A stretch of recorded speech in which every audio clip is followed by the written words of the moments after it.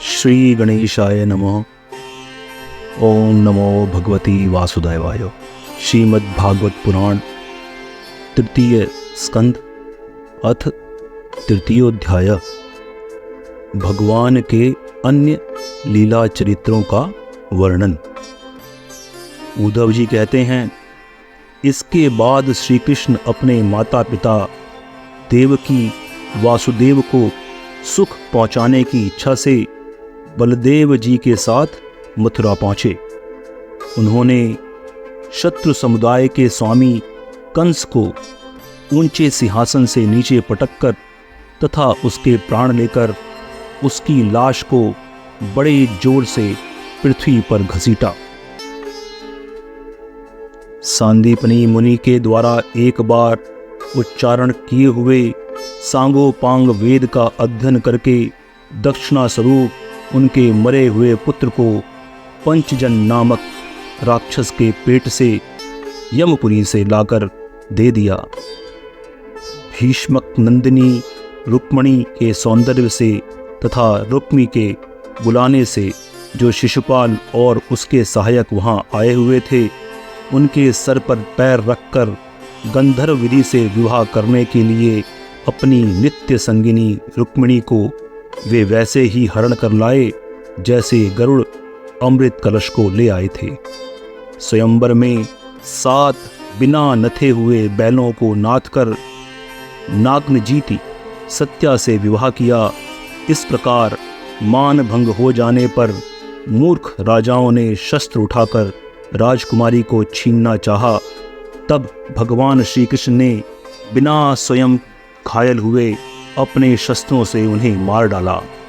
भगवान विषयी पुरुषों की सी लीला करते हुए अपनी प्राण प्रिया सत्यभामा को प्रसन्न करने की इच्छा से उनके लिए स्वर्ग से कल्प वृक्ष उखाड़ लाए। उस समय इंद्र ने क्रोध से अंधे होकर अपने सैनिकों सहित उन पर आक्रमण कर दिया, क्योंकि वह निश्चय ही अपनी स्त्रियों का क्रीड़ा मृग बना हुआ है।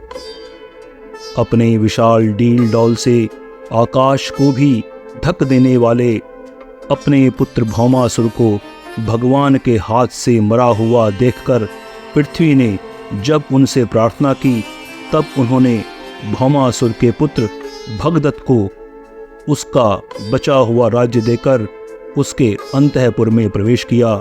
वहाँ भौमासुर द्वारा हर कर लाई हुई बहुत सी राजकन्याएं थी। वे दीनबंधु श्री कृष्णचंद्र को देखते ही खड़ी हो गई और सबने महान हर्ष, लज्जा एवं प्रेम पूर्ण चितवन से तत्काल ही भगवान को पति रूप में वर्ण कर लिया। तब भगवान ने अपनी निज शक्ति योग माया से उन ललनाओं के अनुरूप उतने ही रूप धारण कर सबका अलग अलग महलों में एक ही मुहूर्त में विधिवत पाणी ग्रहण किया।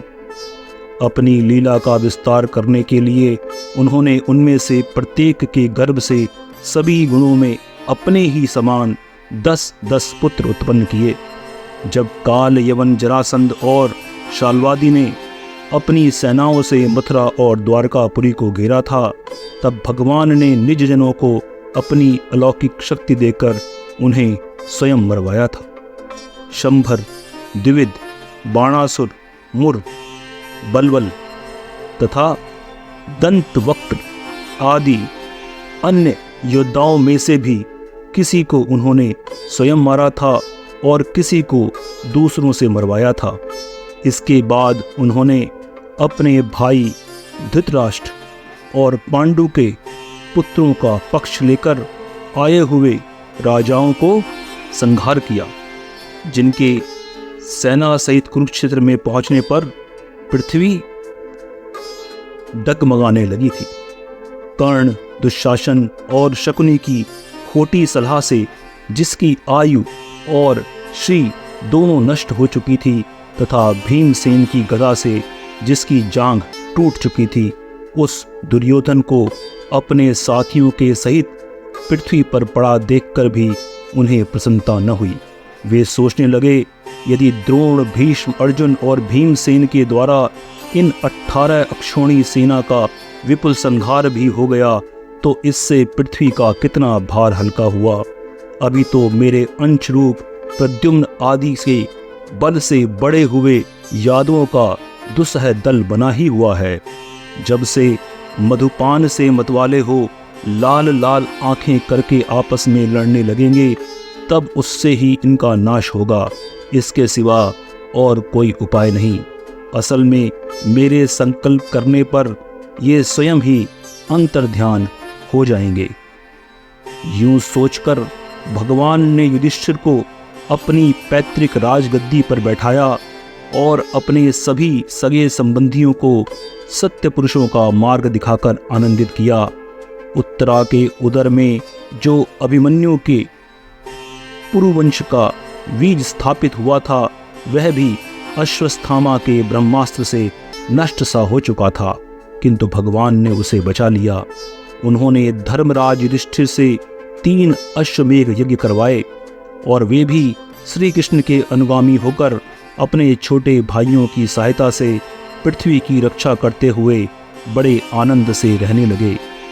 विश्वात्मा श्री भगवान ने भी द्वारकापुरी में रहकर लोक और वेद की मर्यादा का पालन करते हुए सब प्रकार के भोग भोगे, किंतु सांख्य योग की स्थापना करने के लिए उनमें कभी आसक्त नहीं हुए। मधुर मुस्कान, स्नेहमयी चितवन, सुधामयी वाणी, निर्मल चरित्र तथा समस्त शोभा और सुंदरता के निवास अपने श्री विग्रह से लोक परलोक और विषयतया यादवों को आनंदित किया तथा रात्रि में अपनी प्रियाओं के साथ क्षणिक अनुराग युक्त होकर समयोचित विहार किया और इस प्रकार उन्हें भी सुख दिया।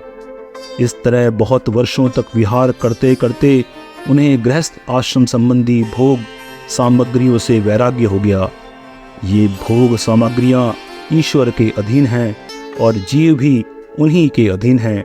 जब योगेश्वर भगवान श्री कृष्ण को ही उनसे वैराग्य हो गया, तब भक्ति योग के द्वारा उनका अनुगमन करने वाले भक्त तो उस पर विश्वास कैसे ही करेंगे। एक बार द्वारकापुरी में खेलते हुए यदुवंशी और भोजवंशी बालकों ने खेल खेल में कुछ मनुष्यों को चिढ़ा दिया।